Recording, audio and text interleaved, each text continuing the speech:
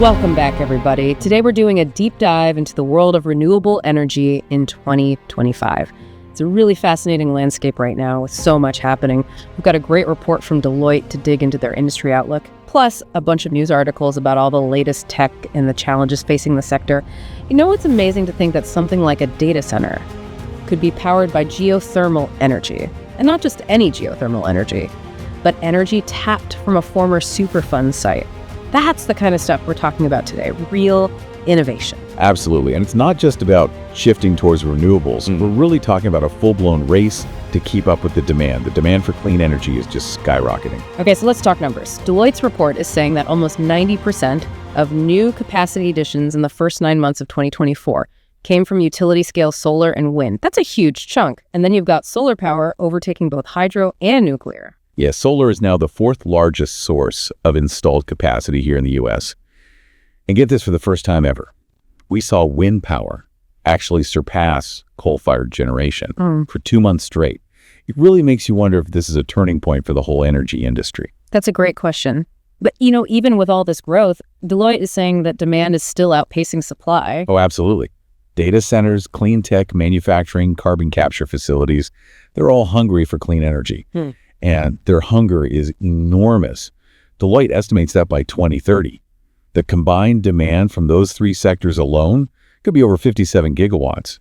I mean, think about that. That's more than some entire countries use. So that's the big question then. Can renewables really keep up with this demand?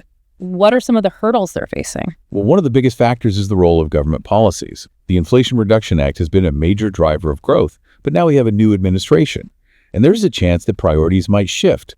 So how that plays out will definitely impact the pace of renewable development. Okay, so policy is something we'll have to watch closely. You know what really stood out to me from the articles we looked at was the role of data centers. They seem to be leading this corporate push for renewables. Yeah, they really are at the forefront. Data centers in the U.S. have already contracted for nearly 34 gigawatts of solar and wind capacity. That's almost half of all corporate renewables in the entire country. Wow, that's a lot. But then again, isn't AI driving a massive expansion of data centers? Won't that just increase their energy needs even more? You're absolutely right. Deloitte actually estimates that by 2030, data centers could need up to 75 gigawatts. That's a huge jump from where they are now. So we're going to need some seriously creative solutions to meet that demand. So let's talk solutions. What are some of the options being explored? Well, repurposing brownfield sites is a promising one.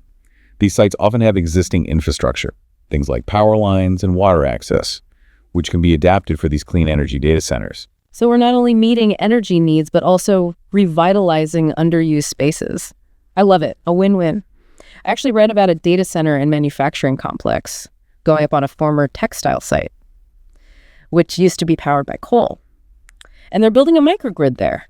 Get this. It's a grid-enhancing microgrid. Oh yeah, those are really interesting. They can actually help stabilize the larger electricity grid, smoothing out the bumps from the intermittent renewable sources. It's not just about isolating a facility from the grid. It's about making the whole system work better. That's one solution. What else is being explored, especially as these data centers try to become less reliant on the main grid? Well, many companies are implementing on-site solutions that can be rolled out pretty quickly. Some data center providers are partnering with utilities to install things like fuel cells, which might initially run on natural gas. But the plan is to transition them to cleaner sources, like renewable natural gas or green hydrogen down the line. That's smart. Even their temporary solution is built with an eye towards a cleaner future. Are there any other interesting data center-specific storage solutions in the works? There's some very cool ones emerging. One uses something called geopressured geothermal systems.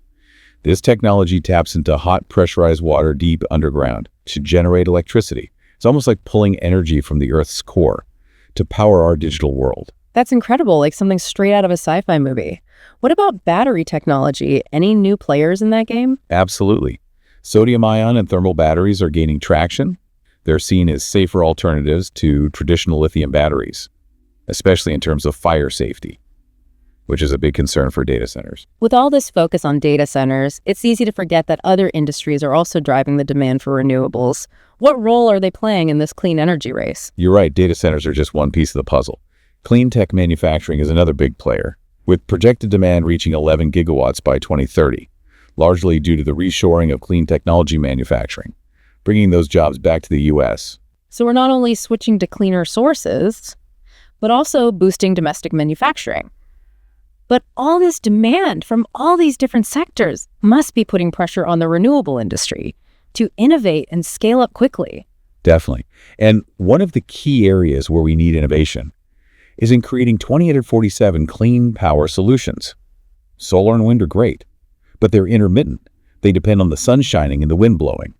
We need ways to provide a steady supply of clean energy, regardless of the weather. And that's where battery storage comes in, right? Exactly. Battery storage is crucial for smoothing out the variability of solar and wind power. But we also need solutions that can store energy for much longer durations, bridging those gaps when renewables aren't available. Okay, so this is where it gets really interesting. What are some of the cutting-edge technologies being developed to tackle this 2047 clean power challenge? One of the most promising areas is green hydrogen, which is essentially hydrogen produced using renewable energy sources. Think of it as a clean, versatile fuel for a variety of applications, from power generation to transportation, even industrial processes. I've heard a lot of buzz about green hydrogen, but is it really ready to be implemented on a large scale? What are some of the hurdles? It's still early days, and there are definitely challenges. The cost of production is high, and we need more infrastructure to support it. But the Department of Energy is putting serious weight behind it. They've allocated about $7 billion to develop hydrogen hubs across the country, and they're finalizing tax credits to make green hydrogen production more financially viable. So there's a real push to make it a viable option. What other technologies are on the horizon for this constant, reliable, clean energy? Another area getting a lot of attention, especially with government backing, is long-duration energy storage, or LDES. These technologies can store energy for days or even weeks, compared to the hours that traditional batteries can handle. Now that's a game changer. Instead of just smoothing out those daily fluctuations, we're talking about storing enough energy to cover those times when the sun isn't shining or the wind isn't blowing, for extended periods. Precisely. And the technologies in this field are fascinating. Take iron air batteries, for example. They're being tested for storing offshore wind power and can discharge energy for up to 100 hours. Plus, they're incredibly scalable. 100 hours, that's impressive. What other LDES technologies are worth highlighting? We're also seeing advancements in pumped hydro storage, which uses excess electricity to pump water uphill to a reservoir. Then when energy is needed, the water flows back down, generating electricity. And then there's molten salt storage, where salt is heated and stored at high temperatures, releasing its energy as heat to generate electricity on demand. It's like we have a whole buffet of LDES options to explore. We can't forget about solar power, though. Any new innovations happening there? Oh, there are always exciting developments in solar. We're seeing a lot of focus on improving efficiency and expanding how solar can be used. One example is building integrated photovoltaics, or BIPV. These are solar panels incorporated into a building's design, like as roofing tiles or even windows. I've seen those. They look so sleek. They make solar energy a seamless part of the building, not just an add-on anymore. Right. And then there's agrovoltaics, which combines solar energy production with agriculture. It's a win-win because farmers can generate income while also providing shade for their crops. And then we have floating solar, where panels are placed on bodies of water, like reservoirs or lakes. So we're going beyond massive solar farms and integrating solar into so many different parts of our lives. Okay, what about geothermal energy? What breakthroughs are happening there? Enhanced geothermal systems, or EGS, are getting a lot of attention. Because of their potential to provide baseload power, this means they can offer a consistent supply of electricity around the clock, just like traditional power plants. That's a huge advantage. How does EGS work? Imagine drilling deep into the Earth's crust to reach hot rocks. Water is injected into these rocks, creating steam which powers turbines to generate electricity. Like harnessing the Earth's internal heat to power our world. I read about a utility that signed a massive geothermal power purchase agreement for 320 megawatts. They're planning to use it to meet their requirement for 247 carbon-free electricity. That's a fantastic example of how EGS is becoming a more viable option for large-scale clean energy procurement. And with ongoing investment in research, we can expect to see even more breakthroughs in this area. All this talk about renewable energy tech is truly inspiring, but it also makes me think about the workforce needed to make it all happen. Are there enough skilled workers out there to keep up with this rapid growth? That's a critical question. And the answer is it's complicated. Jobs in solar and wind are growing faster than in fossil fuels, but there's definitely a skills gap that needs to be addressed. So it's not just about creating new jobs, but also about making sure people have the right skills to fill those jobs. Exactly. The Deloitte report really emphasizes the importance of workforce development programs and partnerships with schools to close that gap. We need to equip people with the technical skills, but also the digital literacy and project management skills needed to thrive in this evolving industry. It's about preparing for the jobs of the future. Are there any particular areas where the skills gap is more pronounced? The utility industry seems to be having the toughest time finding enough skilled workers and developing the right skill sets, which makes sense because they're the ones integrating these new renewable energy sources into the grid and ensuring reliable electricity supply. You know, it's interesting. Wyoming and Montana are becoming surprising hotspots for renewable energy jobs. The Department of Energy's 2024 employment report showed impressive growth rates there, surpassing even some of the traditional hubs. Yeah, it's true. This shift to renewables is creating jobs in regions that were once heavily dependent on fossil fuels, a really encouraging trend. It's also interesting how renewable energy is intertwined with efforts to manage carbon emissions. Absolutely. Renewables are key to powering carbon capture facilities, which helps reduce their environmental impact. They're also providing carbon dioxide removal credits, which are becoming increasingly valuable in the voluntary carbon market. So renewables are not only helping to reduce emissions by replacing fossil fuels, but they're also enabling technologies that actively remove carbon from the atmosphere, a two-pronged approach to tackling climate change. Exactly. And it's worth noting that there's a bit of tension building between data centers and direct air capture facilities, as they both compete for the same limited renewable energy resources. This race for clean energy is creating some really fascinating dynamics between different industries. Before we move on, is there anything else that stood out to you from these sources? One thing that really caught my eye was how industrial policy goals are shaping the growth of renewables.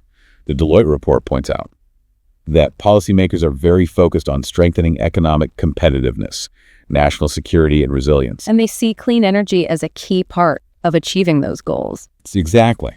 Strategic clean tech manufacturing, AI, and the carbon capture industries are all seen as crucial for advancing those national priorities, and their demand for clean energy will likely influence future policy decisions. So the intersection of policy and clean energy is something we need to keep an eye on, especially with the new administration. Absolutely. The political landscape can have a huge impact on the pace and direction of renewable energy development. This has been a really eye-opening look at the state of renewable energy in 2025 so far. We've covered a lot of ground, from the remarkable growth of solar and wind power to the ever-increasing demand from data centers and other industries. We've also explored the cutting-edge technologies being developed to provide that 247 clean power and the challenges of building a skilled workforce. To support this massive energy transition, there's so much more to uncover. But let's pause here for now. I'm already looking forward to diving into the next part of our conversation. We'll explore the challenges and opportunities that lie ahead for the renewable energy industry and take a deeper look at the role of carbon management and the potential for new collaborations to emerge. Stay tuned. You know, one of the things that I find really interesting about this whole clean energy race is the interplay between industries that you wouldn't necessarily think are connected. Oh, tell me more about that. I love those unexpected connections. Well, take the relationship between renewables and the carbon management market. Kind of a two-way street. On one hand, you have renewables being used to power carbon capture facilities, which helps reduce their emissions. Right. And those facilities are crucial for removing carbon dioxide from the atmosphere, which is becoming increasingly important as we aim for those net zero emission goals. Exactly. But here's where it gets even more interesting.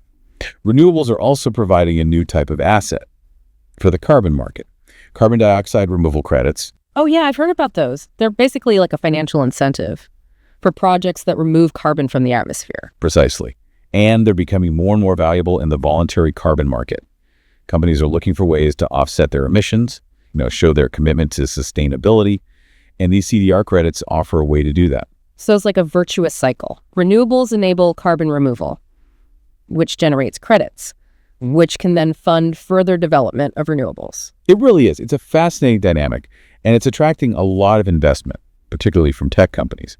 Data from CDR.fi shows that purchases of CDR credits have grown significantly, with renewable powered methods like direct air capture, accounting for the majority of those purchases. It sounds like those credits are adding another layer of complexity to the competition for renewable energy.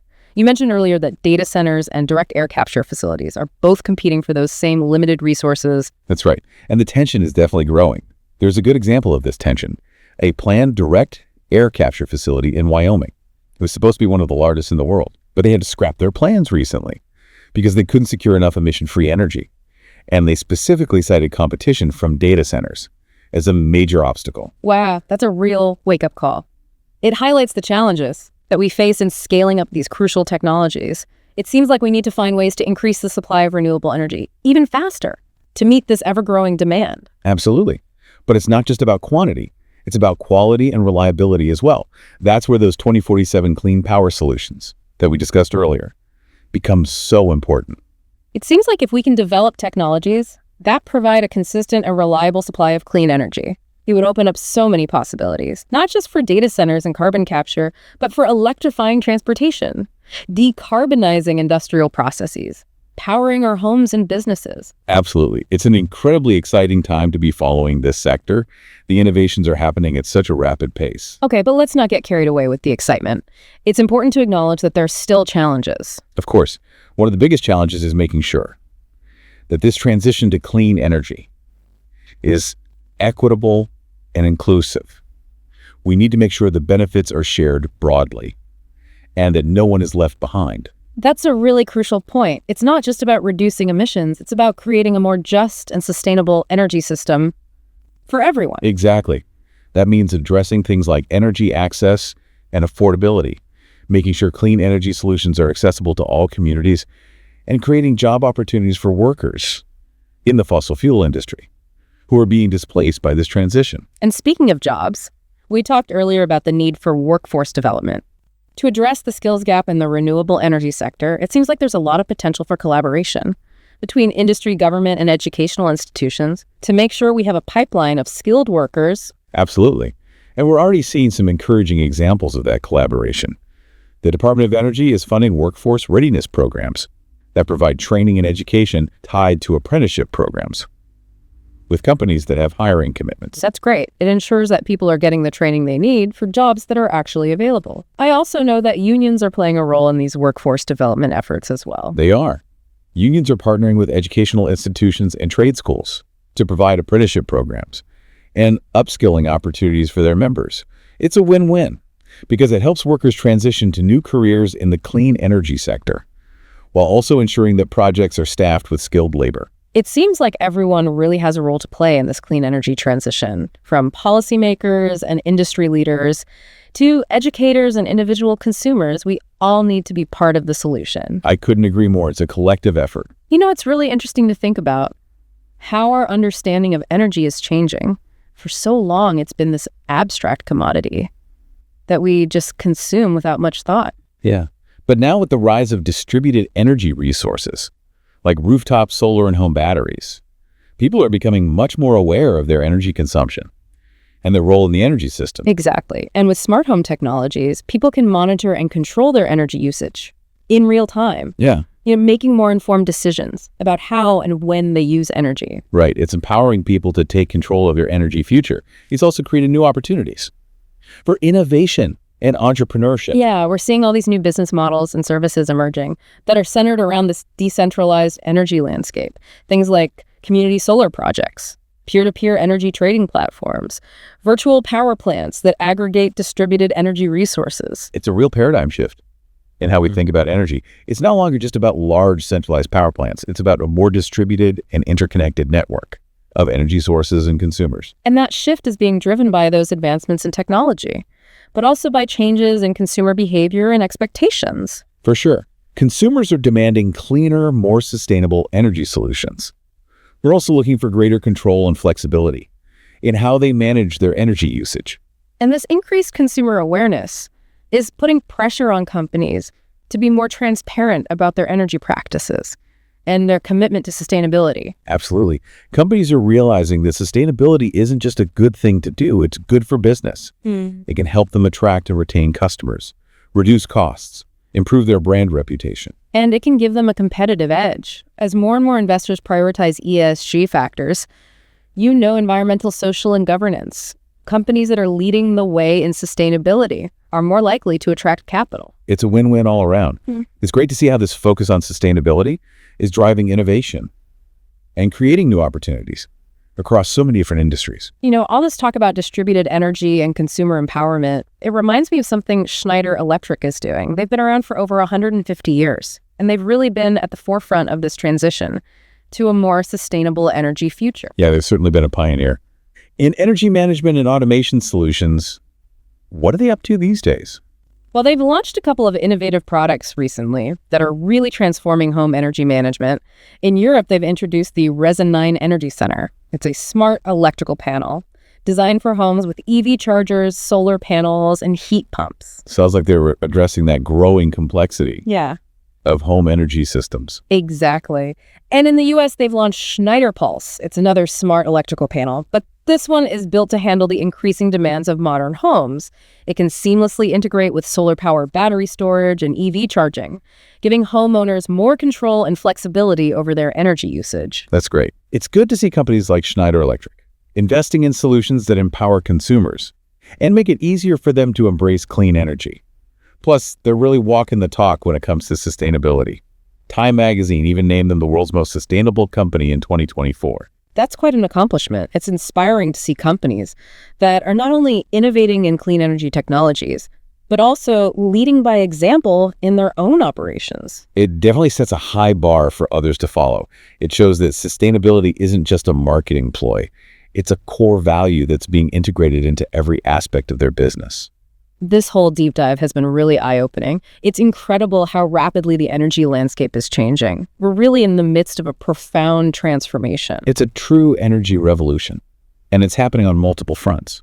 From the technological advancements in renewable energy, to the policy shifts driving investment in clean energy, to the evolving consumer expectations and behaviors. It's a lot to keep track of. It is, but it's also an incredibly exciting time to be witnessing this transformation. The potential for a cleaner, more sustainable, and more equitable energy future is within reach. I'm curious to hear your thoughts on what you see as the biggest opportunities and challenges for the renewable energy industry moving forward. I think one of the biggest opportunities lies in emerging markets. As countries around the world are trying to balance their energy needs with addressing climate change, renewable energy is going to be essential. Yeah, it makes sense. Many of these countries have abundant solar and wind resources, and they're looking for ways to leapfrog over that traditional fossil fuel-based development. Exactly. And as renewable energy technology continues to get cheaper, it's becoming even more competitive with fossil fuels, even without subsidies. So economically, renewables are becoming more and more attractive. But what about the challenges? What are some of the big obstacles facing the industry? Well, one major challenge is grid infrastructure. A lot of the existing grids just aren't designed to handle the intermittent nature of renewables. So to really integrate these new sources effectively, we need to invest in modernizing and expanding the grid. And that's where energy storage comes in, right? We've talked about it before. But those advancements in batteries and other forms of energy storage are really vital to smooth out those ups and downs of renewable energy supply. Absolutely. We also need more advanced grid management systems to intelligently balance supply and demand, maximize the use of renewable energy, and make the grid more resilient overall. Seems like a lot of room for innovation in that area. Yeah. And it's not just about the hardware either. It's about software and data analytics too. Right. We need to be utilizing data and AI to create these more intelligent and efficient energy systems. Another challenge I can think of is permitting.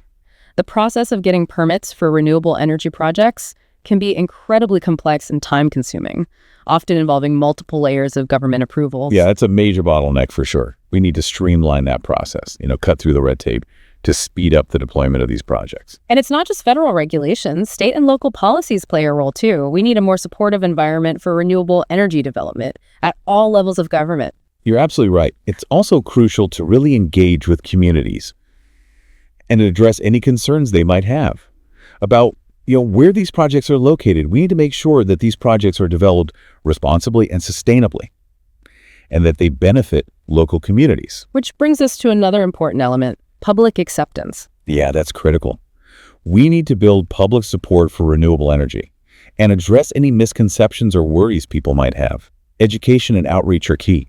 People need to understand how they benefit from renewable energy, not just for the sake of the environment, but also for their communities, through job creation, economic development, and energy independence. Right, and it's also important to emphasize that renewable energy isn't just about wind turbines and solar panels. It's about creating a more diverse and resilient energy system with a variety of technologies, from geothermal and hydropower to energy efficiency and smart grids. It's about building a more sustainable and fair energy future for everyone.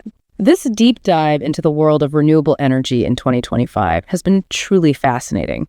We've covered so much ground, from the newest technological advancements to the policy landscape to the challenges and opportunities that lie ahead. It's been a great conversation, and I hope our listeners now have a better understanding of all the forces shaping this exciting and rapidly evolving industry. Before we wrap up, is there anything else you want to leave our listeners with? One thing to really think about is the potential for unexpected collaborations. Ooh, I like that. Can you give us an example? Sure, imagine this. A data center, driven by its massive need for clean energy, teams up with a geothermal energy company to build a power plant. But here's the twist. This plant not only powers the data center, it also supplies heat to a nearby greenhouse, creating this closed-loop system, maximizing efficiency and minimizing waste. Wow. It's like a symbiotic relationship where each entity benefits from the other's strengths. What a fantastic example of how interconnectedness can lead to more sustainable solutions. Exactly. And that's just one example of what's possible when we think creatively and explore new ways to collaborate. That's a perfect note to end on.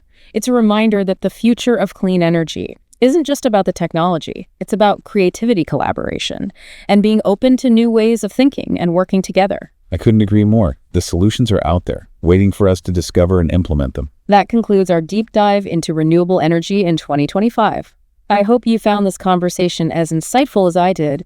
The renewable energy sector is dynamic, innovative, and full of potential. As we've seen, it's not just about technology. It's about people, communities, and our shared future on this planet. Stay curious, stay informed, and let's continue exploring the possibilities together.